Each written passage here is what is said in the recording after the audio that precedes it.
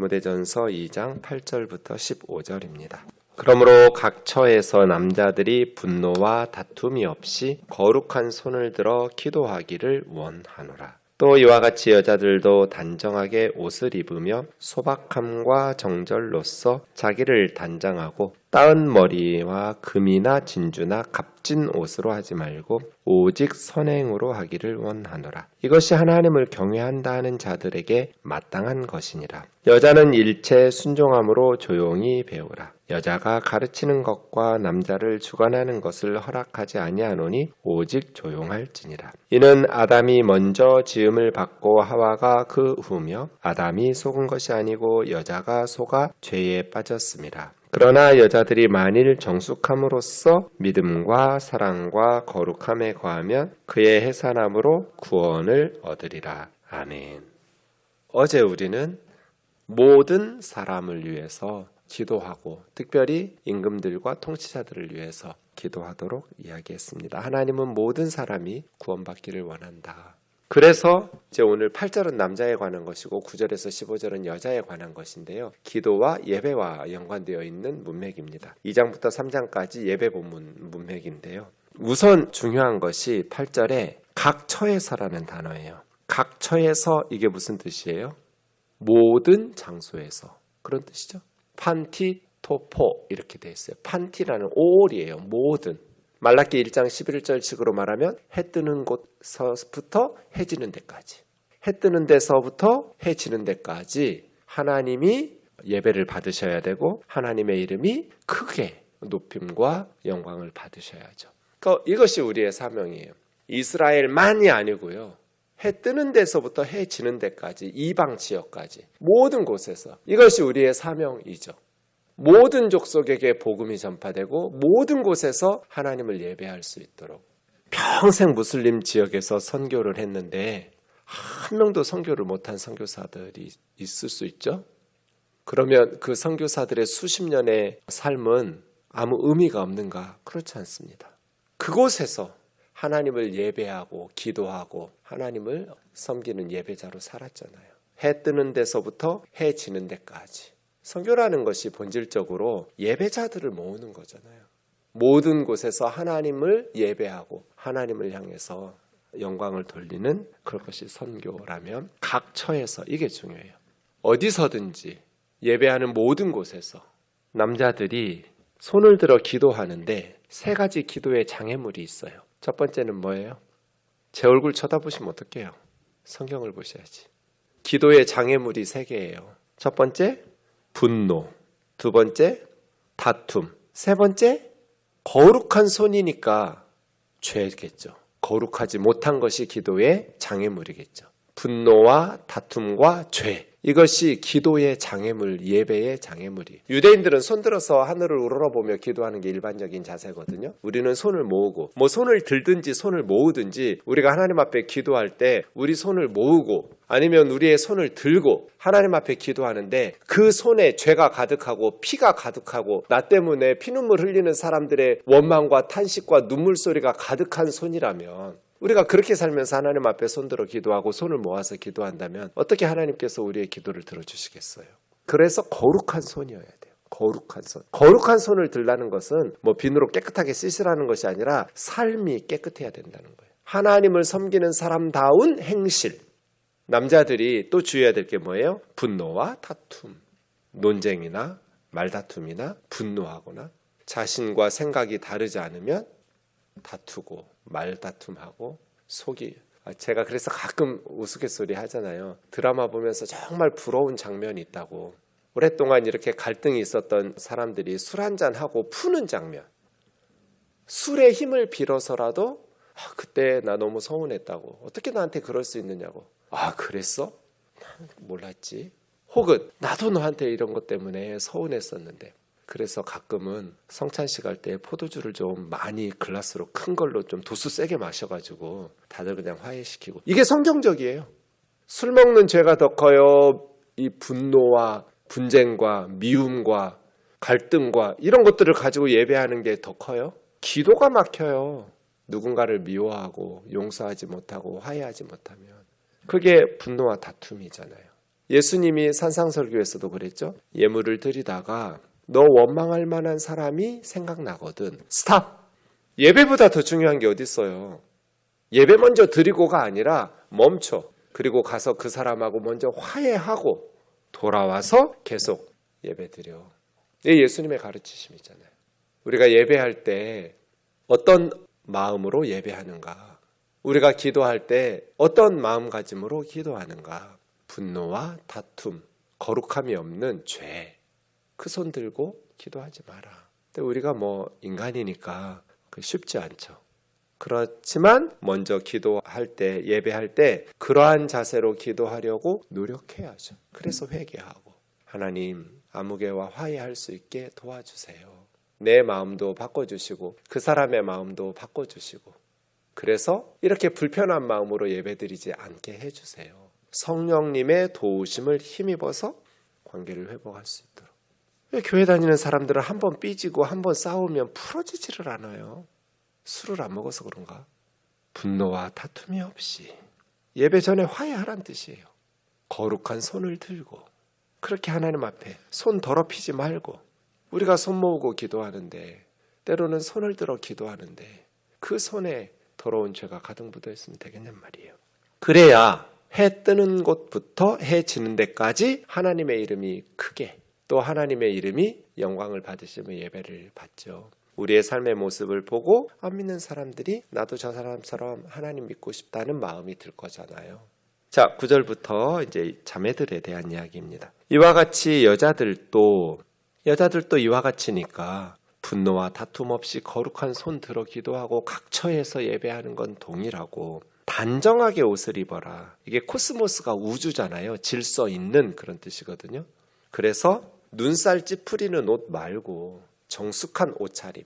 교회 나올 때 예배 나올 때는 정숙한 옷차림으로 단정하게 옷 입고 와라.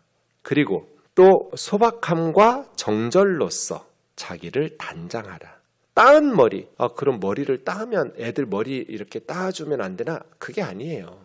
이 에베소에서 디모데가 목회하고 있는 에베소에서 그 머리를 땄다는 것은 다이아나 신전에서 여사제들과 같이 화려하게 오랜 시간 몇 시간씩 걸쳐서 옛날에 무슨 왕비들이나 그런 사람들이 조선시대에 몇 시간씩 걸쳐서 머리 단장하듯이 그렇게 따지 말라는 거예요. 그러니까 다이아나 신전에서 수백 명의 성전 창기들이 있는데 그 매춘부들 흉내내지도 말라 그런 뜻도 있고요. 또 고대의 화려한 문학에도 그런 표현들이 많고 조각상에도 보면 여성들이 아주 화려하게 머리를 따잖아요. 그렇게 하지 말라는 거예요. 부유한 계층 여성들이 그렇게 머리를 치장했는데 그렇게 하지 마라.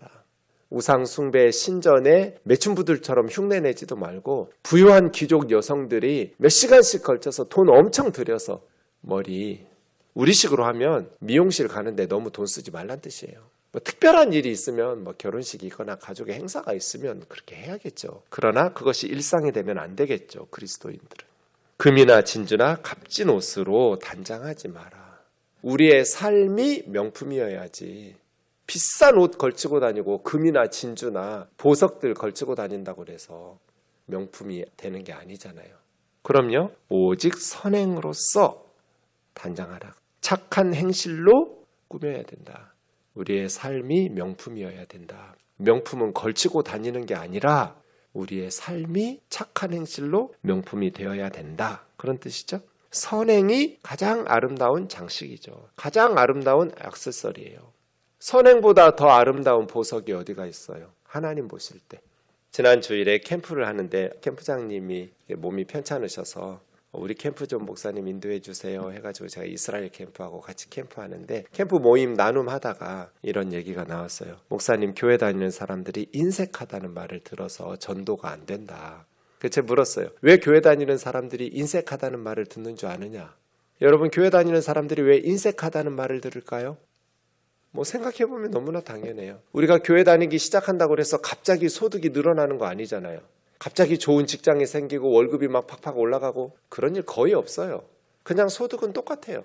예수 믿기 전이나 예수 믿은 후나. 그런데 교회를 다니면 지출이 하나 더 생기잖아요. 예수님 믿기 전에 사용하지 않는. 그러니까 교회 안 다니는 사람들과 우리가 소득은 똑같은데 교회 다니는 사람들은 교회 안 다니는 사람들보다 지출이 더 생겨요. 교회다 헌금해야 하잖아요. 그래서 인색하다는 소리 듣는 거예요. 안 믿는 사람들보다. 우리의 지출이 하나 더 생겨가지고. 그럼 어떻게 해야겠어요? 두 가지 해야죠. 첫 번째는 너무나 많이 헌금하지 마라. 막 교회다가 헌금 많이 하면 막 돈 많이 주시고 복주, 그런 걸 기복주의라고 그래요. 잘못된 신앙이에요. 형편에 맞게 헌금을 해야죠. 두 번째는 검소하게 살아야 된다. 교회 다니기 전보다 교회 다니긴 후에 나는 더 검소하게. 교회 다니기 전에 하던 거 교회 다닌 후에도 다 할 거 하고 먹을 거 다 먹고 입을 거 다 입고 누릴 거 다 누리면서 어떻게 헌금해요? 어떻게 선교하고 구제하고 어려운 사람 착한 행실로서 도울 수 있어요? 그러니까 교회 다니는 사람들이 인색하다는 소리를 듣고 전도의 문을 가로막고 있는 거예요. 그래서요.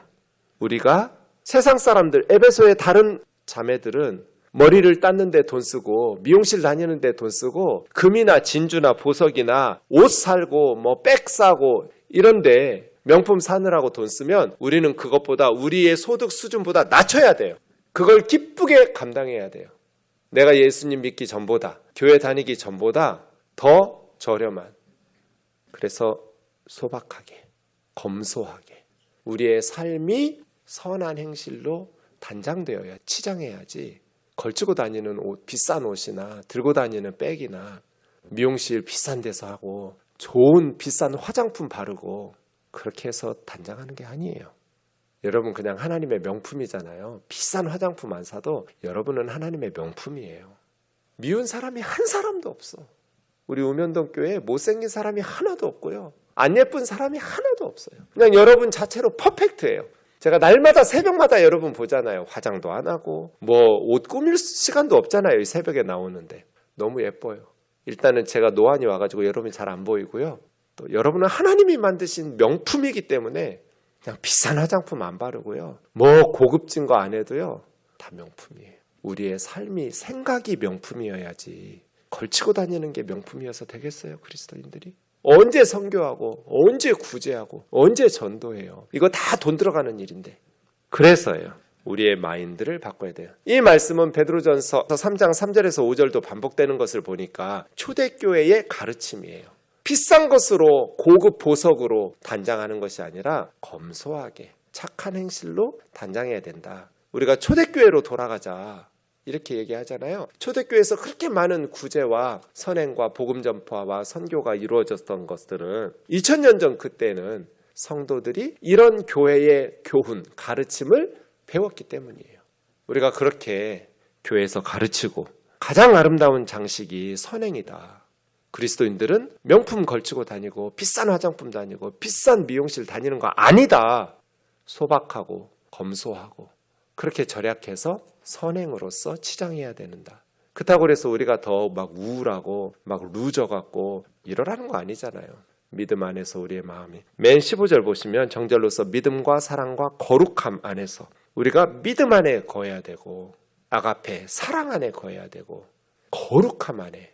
거룩은 하나님 닮은 거라고 그랬죠. 내가 거룩하니 너희도 거룩하라. 구별된다는 뜻이니까요. 우리는 세상 사람들하고 달라도 뭐가 좀 달라야 하잖아요.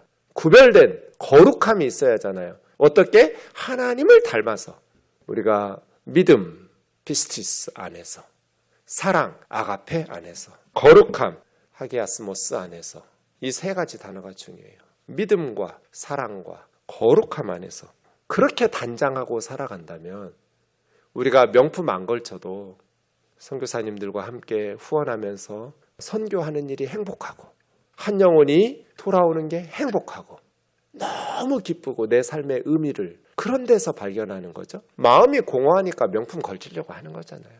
마음이 추우니까 세상의 것들에 목마르는 거잖아요. 근데 역설적인 건 뭐예요? 세상의 것은 아무리 채워도 만족이 없어요. 그래서요. 믿음과 사랑과 거룩함 안에서 우리가 예수 그리스도 안에서 새로운 삶을 살아가는 것이죠. 그 다음 10절이요. 하나님을 공경한다는 자들에게 이것이 마땅한 것이고 여자는 1절 순종함으로 조용히 배우라. 이 말은 초대교회에서 자매들이 설교도 하고 대표기도도 하고 가르쳤거든요. 고린도서에 보면. 그러니까 세상에서는 상상할 수도 없는 일이에요. 유대인들은 절대로 유대 랍비들은 여자들에게 율법 안 가르쳐요.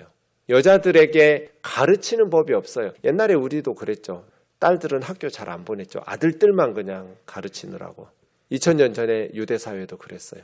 여자들은 학교에 보내지를 않아요. 랍비들에게. 그런데 교회는 그걸 바꿔놓고 예수님이 바꾸신 거잖아요. 그래서 교회에서 자매들도 말씀을 전하고 설교하고 가르치고 했단 말이에요. 근데 이것이 지나치면 어떻게 되겠어요? 여자들이 이제 질서도 없이 막 예배가 혼란하게 되는 거예요. 내가 하나님의 계시를 받았다. 내가 하나님의 말씀을 받았다 하면서 막 무질서하게 가르치기 시작하니까 먼저 조용히 배워라. 남자들도 마찬가지죠. 그러면서 두 가지를 말하는데, 첫 번째는 아담이 하와보다 먼저 만들어졌고 아담이 아니라 하와가 뱀에게 속임을 당했다. 근데 이 본문이 좀 어렵긴 한데요. 하와만 뱀에게 속은 거 아니에요? 아담도 속았어요. 아담도 따먹었어요, 선악과를. 그러니까 이 말은 남자나 여자나 무슨 여자가 더 열등하니까 조용하라 이런 게 아니에요. 그 2000년 전의 문화를 보면 여성들은 배우지도 않고 어디 가서나, 지금 무슬림들 보세요. 얼굴에 다 뒤집어 쓰고 눈만 빼꼼하게 보이고 다니는 그런 문화가 아직도 있잖아요. 바울의 말은 그러라는 게 아니에요.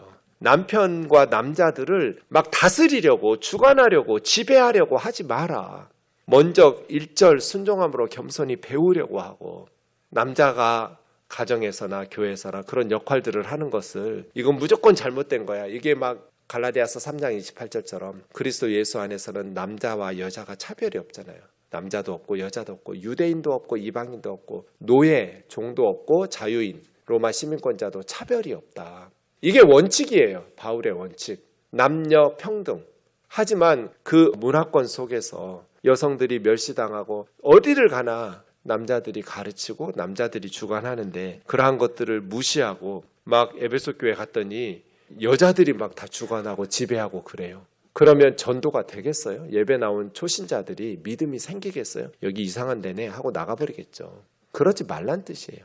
예배에 무질서하게 가르치려고 하면서 권위를 무시하고 그렇게 하지 마라. 그 다음 세 번째가 정절로서 해산함을 통해 구원을 얻을 것이다. 이건 세 가지 해석이 가능하겠죠. 해산할 때, 아이를 출산할 때, 임신하고 출산할 때 구원을 받는다, 보호받는다. 그럼 무통분만이네요. 근데 그런 뜻은 아니에요. 두 번째는 아이를 출산함으로써 어머니 역할을 통해서 구원을 받는다. 그런 뜻도 아니에요. 여자가 아이를 못 낳으면 그럼 구원 못 받아요? 그럼 이건 무슨 뜻일까요? 그의 해산함이 중요해요. 그의 해산함. 그래서 많은 성경학자들은 예수 그리스도의 출산, 창세기 3장 15절에서 여자의 후손으로, 이게 원시복음이잖아요. 예수님이 메시아가 오신다. 그래서 성령으로 잉태되어서 여성의 출산을 통해서 예수님이 오셔서 인류를 구원한 것처럼 그의 해산을 통해서 구원받거든요. 난해구절이긴 한데 어쨌든 예수님도 여자의 몸으로 태어나셨고 예수님의 출산을 통해서 우리가 믿음과 사랑과 거룩함 안에서 구원을 받죠. 어쨌든 바울이 하고 싶은 이야기들은 이 성경 구절을 근거로 여자는 장로가 돼서는 안 된다, 목사가 돼서는 안 된다, 이건 부도덕한 짓이고 잘못된 성경 왜곡이에요. 왜냐하면 고린도서에 보면 분명히 여성들도 예언하라고 그랬거든요. 머리에 뭘 쓰고 나서 설교해라. 그 시대의 문화를 존중하는 것이죠. 그때는 여성들은 율법도 안 가르쳐요. 학교도 안 보내요. 그럼에도 불구하고 교회에서 여성들의 그런 지위를 높여놨기 때문에 이런 부작용이 나타난 거잖아요. 예배의 혼란, 무질서. 이걸 근거로 지금은 남자나 여자나 유치원 때부터 똑같은 교과서를 가지고 똑같은 공부를 하고 있음에도 불구하고 아직도 교회에서는 남녀 차별하고 여자는 조용히 해라. 아담이 먼저 만들어지지 않았냐, 하와보다. 그래서 남자가 더 우월한 존재라면 새나 물고기가 인간보다 더 먼저 만들어졌네요. 다섯째 날 만들어졌으니까. 사람이 맨 마지막에 만들어졌어요. 개나 고양이나 얘들이 더 먼저 만들어졌어요. 그럼 개나 고양이가 사람보다 더 먼저 만들어졌으니까 더 우월해요?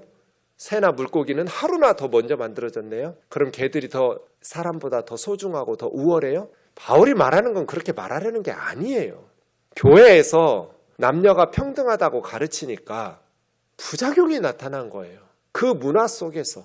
그러니 차례차례 질서 있게 먼저 일체 순종함으로 배우면서, 남자도 속았고 선악과 따먹었어요. 여자도 속았고, 그런데 하와가 먼저 속았죠. 그러니 여자는 더 잘 속는다, 남자보다, 이런 의미가 아니에요. 우리가 다 천사처럼 사탄이 가장하잖아요. 속이잖아요. 그러니까 거짓 선생들에게 속아 넘어가기도 하고, 내가 옳다고 가르치고 큰소리 높이지만 내가 틀리고 오류가 발생할 수 있잖아요. 그러니 우리는 겸손하게 배우고 귀담아 들으려고, 그러한 과정 속에서 예배와 교회가 질서 있게 하나님의 이름에 합당하게 드려지도록 하라는 것이지. 이 본문을 들이대면서 세상에서는 여성이 대통령도 되고 총리도 되는 이러한 시대에 교회에서만 여자는 목사가 되어서 교회를 이끌면 안 된다, 이런 식으로 가르치는 것은 너무나 어리석고 시대착오적이다. 그런 의미에서 우리 교단이 빨리 변해야 돼요. 좋은 여전도사님들이 타 교단에 다 떠나고 있어요. 주일학교 전도사님들 중에 몇 년 지나면 이제는 정말 좋은 여전도사님들 우리 교단은 구하기 어려울 거예요. 왜요? 여자를 무시하니까, 교회에서.